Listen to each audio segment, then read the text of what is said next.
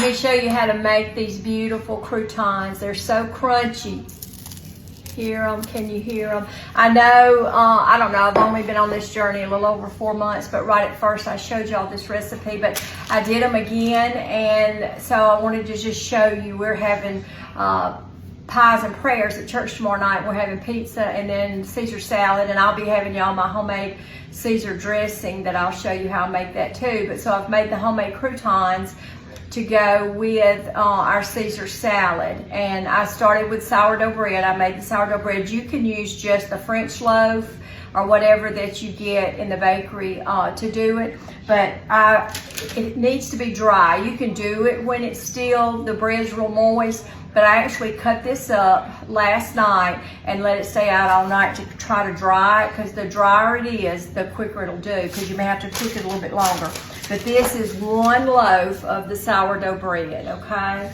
And so all you do is just 3 things that I put on here. And if you liked additional things, you could, but I just give it a good drizzle of olive oil, because we're going to stir that up. You want to make sure that all of it, and I don't know how much that is. You see how I'm drizzling, just drizzle a good bit over it. Now I'm putting garlic powder. And again, that is to your flavor. And I've got, actually this may run out. And what you can do, like after you cooked it the first 30 minutes and there's not enough flavor, just add you some more then. So garlic powder and then Italian seasoning. And sometimes I've just put rosemary. If you just want the flavor of rosemary or the thyme, whichever one you like best, then you don't have to use this. But I normally will use this mixture right here, okay? Alrighty, let's see, I left my spatula.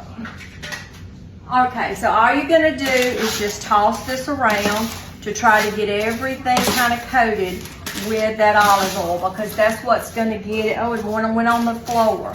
That's what's gonna get it good and crispy, and the heat will too, but the olive oil will help everything stick to it. And you could always add a little bit more right here. Sometimes I do. I put a good amount on it though, but if you wanted to, you can just drizzle a little more oil on there just to make sure you get it all covered. And normally I will come back and put just maybe a little bit more garlic, okay? And then we're just gonna toss it one more time.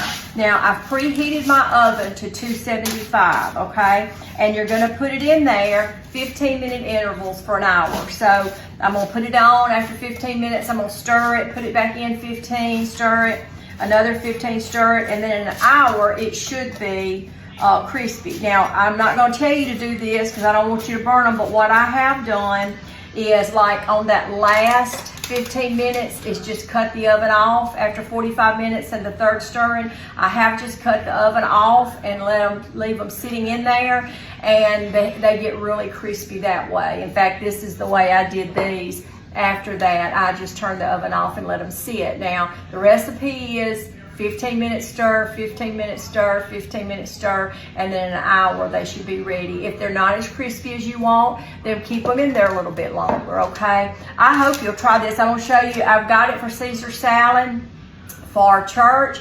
But anyway, I've made potato soup, and see, this is what we do with them on our potato soup too. It's so good. I have friends that love this, and I have my sister and some of the others that have eaten these. Well, you can eat these just like chips, just directly out of the bag, and the little bit of sweetness that's in that sourdough makes them so good. So anyway, just a quick thing again for you to see how I make the homemade croutons. I hope that you'll keep faith in your heart, peace in your home, and good food on your table. I love you, and God bless.